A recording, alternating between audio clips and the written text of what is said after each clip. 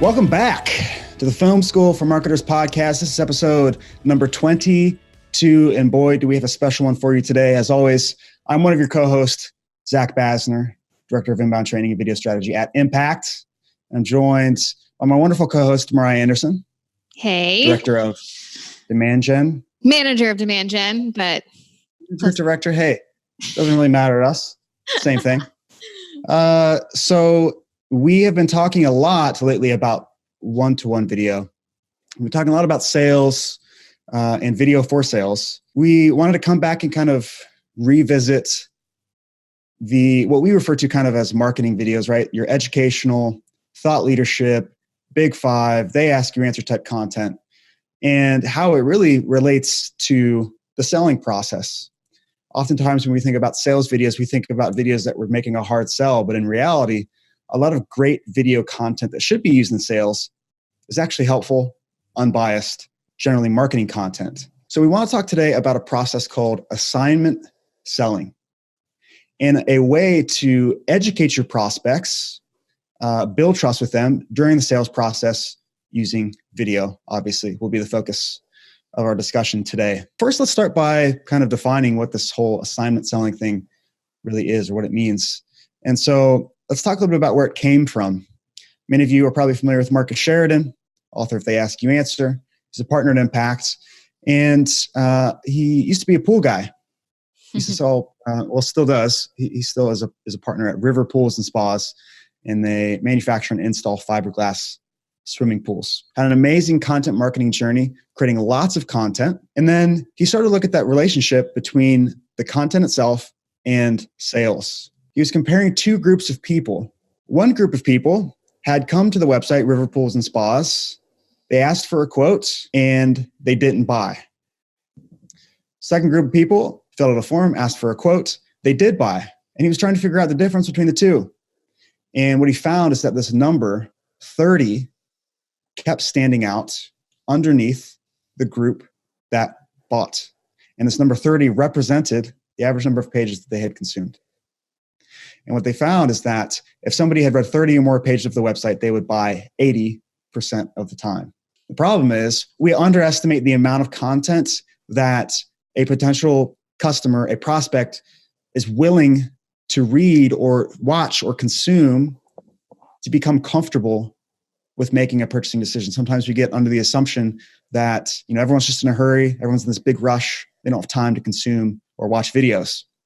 But in fact, the exact opposite is true, because the hurry stops when we spend our money. Content, video and written content, assuming that it's honest and it's transparent and it's unbiased, is the greatest sales tool in the world. When Marcus and his team discovered this magical number 30, this 30 pages or more of the website, they realized that they'd been selling wrong for about 7 years. Because here's what would usually happen. Somebody would call up, they'd say, hey, Marcus, team, can you come out to my house to give me a quote for a swimming pool? And they'd say, yeah, sure, of course. We'll be out next Friday. The problem was, how educated was this prospect at that time? Well, we don't know. And that was their fault that they didn't know. Could be a little, could be a lot. But after they found out this number 30, things changed a little bit. Somebody would call up, they say, hey, can you come out, give me a quote for a pool? And they would say, yeah, of course, we'll come out next Friday. But while I've got you on the phone, you're getting ready to make a big decision, a big purchase. And we know you don't want to make any mistakes. And so as to make sure you don't make any mistakes, we're going to make sure you're really well educated. So while I've got you on the phone here, I'm going to send you a little email. Two major things in this email that you're going to love. The first one is a video, and it shows the process of the pool showing up to your house, going in the ground, patio going around it, clean up everything. This way, when we come out next Friday, you're not going to say, well, what does this process look like? You're already going to know exactly what it looks like. So that's the first thing. Second thing I'm going to send you is this little guide or ebook, if you will. And it's going to answer some of the most pressing questions you have right now. Like, should I get a heater with my pool? Should it be gas? Should it be electric? Should I get a cover? Should it be solid? Should it be mesh? Now it's a little bit long. It's about 30 pages. Wink, wink. But it's going to answer some of those most pressing questions that you've got right now. Would you mind checking these two things out before we come out next Friday? Yes or no? And 90% of the time, the prospect says, sure, absolutely, I'll check it out. And Marcus and his team know that if they do their homework, if they do what they say they were going to do, then the odds of them buying are radically higher.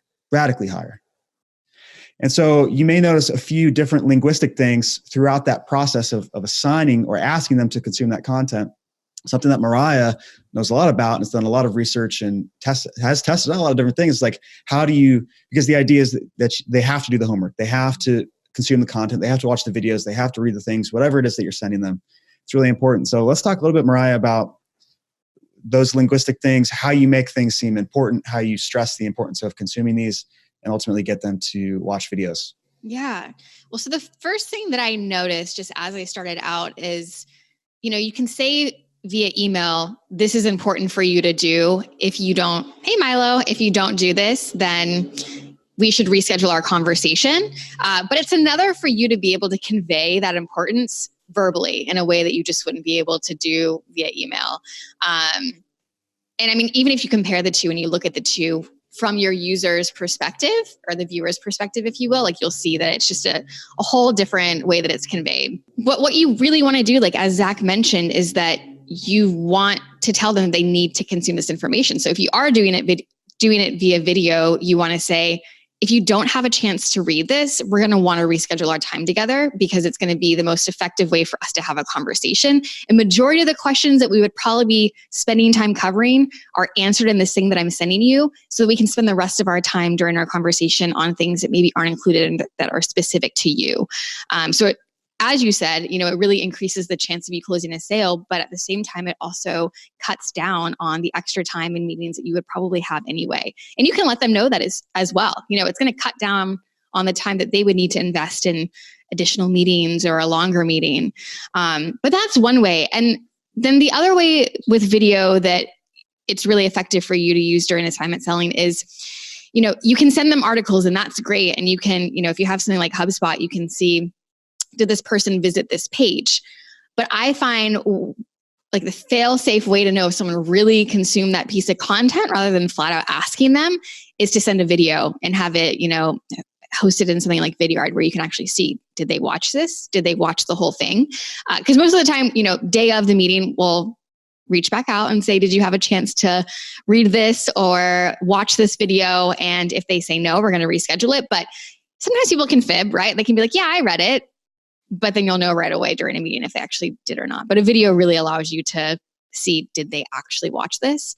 And something I want to point out there is not everybody has the ability to create this video right away in terms of having it like overly produced and someone on staff who can record these videos. And so something we've done when we have new services we're rolling out where we want to have pieces of content to use for assignment selling is we'll do a one-to-many video and record something so that we have it as an option to consume via video in the meantime. One thing that I've done, like linguistic thing, is if I assign a video to watch before a meeting, particularly before a sales meeting, I'll say, hey, please watch this 5-minute video of whatever the services we're talking about.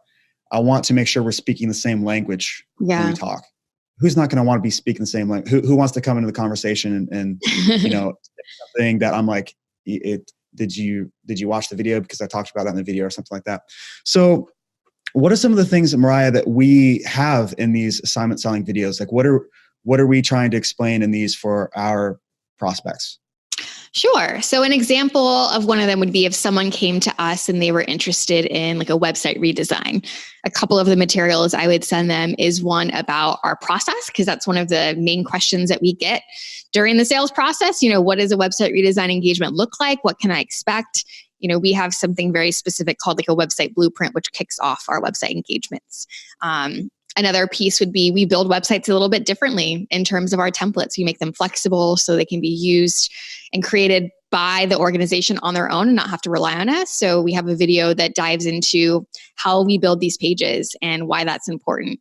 And then another is more about the strategy approach that we take. So we have an article that's about the 6 characteristics of a perfect inbound site. So they all have to do with questions we would typically get over and over in the sales process and things that people are going to want to think about as they're having conversations with other agencies. Like not even just for us, like this is helpful for them.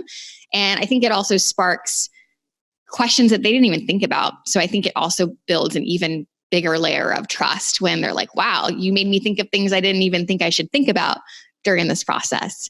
So it's kind of a win-win in that situation. Yeah. The sales team doesn't have to be so focused on education. They can be focused on selling, which is what their job really is. And, many listeners and watchers of this podcast are going to relate to this. We have a lot of services and things that we do at Impact, and we do a lot of stuff really well. But there's no way we could have a sales team that knows everything as well as our product experts do. And so we've got videos that actually have the product owners, the people who actually implement these things, the people who actually do the work. Now we've got this piece of content the sales team can use to make sure nothing is being lost in translation. So there's so many powerful things that are happening within our own assignment selling process. We're shortening the sales cycle. We're making sure the best information gets to the prospect. We're spending less time educating on that first call and more time selling. Yeah, I was going to say that your sales team will be so happy that I think a lot of times people in sales, their time is money, right? And a lot of times sales team members will be handed off a lead from like a business development rep and they're totally not qualified. Like they think that they might be, and then they're not. And this allows you to cut that out. Zach, I'm glad you said like, here's this, 30-page document that I want you to read. Like you're letting them know ahead of time, like this is the time commitment I need from you. And I want to be really clear about that so that you give yourself enough time and you know what you're investing in. You might have some people be like, well, other people aren't asking me to do that and they're making it like easier for me. And so you have to be ready for that pushback or ahead of time, just let them know how valuable and important it is. Like you mentioned, Zach, like you're making a really big decision, a really big financial decision. Like, don't you want to be as educated as possible? And, we're here to help you with that. So that's one pushback that you might get, or a reason why people might not devote the time to going through this. The cool thing is that's really not just a sales strategy. It's a marketing and sales strategy because it's taking qualified leads and teeing them up for more qualified sales conversations. And so there is this like little handoff in between. Usually the content that's generated for assignment selling, whether it be video or written content, is usually worked on by both teams. There usually is a resistance to assignment selling because it is unnatural. As I mentioned in the beginning, if you go to almost any company, you say, hey, about how many pages would a potential prospect be willing to read, or we could change it for the context of this conversation and say, how many videos would a person be willing to watch, right? That number is going to be significantly lower than the reality of the situation. Marcus did a similar study in 2013 at River Pools and Spas, and they sold 95 pools that year. 95 pools. They went back and they looked at the average number of pages that those 95 customers had consumed before they asked for a quote. And it was 105 pages of the website. What? 105. And it's because of looking at data like this and being willing to try these new things of assignment selling, being willing to see what works. Ultimately, it's going to create some pretty radical results. Imagine a sales meeting where that prospect has already consumed 100 pages of your website. How much selling are you really going to be doing that day? Yeah. Assuming that it's great content. And Mariah, I love how, because I talk about this a lot with audiences, both in written and video content, but I love, the greatest thing about using video for assignment selling is that you can actually see if somebody did it or not. Yeah. If it's a website page or it's a PDF or something like that, you might be able to see if they downloaded it or if they looked at the page or something, but you won't know how much of it they actually watched. If you're using the proper tools in HubSpot or in Vidyard with video content, you can actually see how much of that content they actually consumed. And that's going to help you have a better conversation rather than being like, so did you have a chance to check out that thing? Something else I wanted to mention that I wish I would have mentioned before is that, when we first started doing this and we started deciding what we were assigning for different services, there were some pieces of assignments of articles or videos we were sending that I could feel didn't probably truly educate or match like I wanted it to. So I had to pause and think, this thing that I'm sending them, is it answering those questions that are going to be brought up in the sales process? Or is it some article about this topic that relates to the service they're interested in? You really have to think about that, because if you're just sending them an article that's related to that topic, what's it going to do? Is it actually going to progress them in the sales process? So you really want to be careful about what you're actually assigning them. So think about what are those main questions you're getting in the sales process and how you can turn that into the content that you're assigning. So I just want to make that piece very clear. It's not random blogs you should be assigning. It should actually be very strategic about how this ties back to things sales is telling you they're hearing. Yeah. I mean, assignment selling is, this is more than just saying, hey, based on the conversation we had yesterday, check out this blog that we wrote that talks about the same thing. Right. That is not assignment selling. What we're talking about. So let's have a quick discussion about what assignment selling content really looks like or is. Yeah. So this is the 80% video. Many of you who have been listening to us for any amount of time know about the 80% video, which is coming up with those 7 to 10 questions that come up on every single first sales appointment. What do you do? How much does it cost? Whatever. These major questions that you get on every first sales appointment, recording a video for each one of those questions and also recording a conglomerate of all of them, which we call the 80% video. And then, assignment selling is just the process of now taking that piece of content and getting them to watch it. That's it. Mm-hmm. That's really that simple. Other assignment selling pieces of content and what that might look like would be things like we use here at Impact, like Mariah alluded to. This is what our process is like. These are the 6 elements of a great website, and therefore, expect us to talk about these things. This is how much on average many of our clients spend with us. Mm-hmm. These are all things that are contributing to the sale and educating at the same time. If you're having a hard time discovering what would those pieces of content be, because you don't want to just guess, and there shouldn't really be a scenario where you're just guessing. A common exercise that we'll work on with sales teams is we'll look at each individual stage of the sales process. So we'll take, this is the ideal sales process. A lead comes in, this is the first contact, then this meeting happens, then this email gets sent, then this, and we map this whole thing out, right? And this is the ideal way that this would go. Mm-hmm. We each stage and we go, what would cause that part of the sale to either succeed or fail? So it could be things like, on this first contact, if they still don't know what we do, then that contact was a complete fail. Mm-hmm. And they're not going to be ready for the next stage. And so we're going to make sure that we have a piece of content that is appropriate for that stage in terms of length or in terms of how in depth it goes. And we're going to make sure that they consume it at that stage. Because if they don't, that's going to be a failure. And so you do the same exercise all the way through each different portion of the sales process. And now that you've got this nice little, idealistic process, you can start to refine this thing and develop more content that's going to make you even more successful. But that is how you use assignment selling in a really smart way. You don't just want to go in and just say, hey, it'd be really cool if they knew everything about the history of our company before they had that first sales call. Yeah, that might be cool, but it's not going to contribute to the success or failure of that stage, right? Mm-hmm. So this is why that exercise is really important. You can do this with your team. It's really easy. If you have questions about that, reach out to me. I've done many of these exercises before. But ultimately, that content needs to solve for the major problems within that stage of the sales process. So as we bring this episode home, you may be thinking to yourself, wow, Zach, this sounds really great. I would love to do this with my team. Well, you're in luck, because we have a workshop that is specifically made to help sales teams with this process of recording more video content and assigning it, of developing more answers to common sales questions and sending those, really just refining the entire sales process with content. And it's called the Digital Selling Workshop. And so if you're interested in something like that, we'll drop a link in the show notes. Reach out to us. It's one of my favorite things to do is work with sales teams on this stuff, because it really does create an immediate ROI. I'm not even kidding you. These things, you start implementing them, you'll see an immediate ROI if you do it right and you stick with it. We thank you so much for joining us today. We really value your time and appreciate you hanging with us. And so make sure you like, subscribe, leave us a review on iTunes, all those things. We love you all. Until we see you next week, keep learning.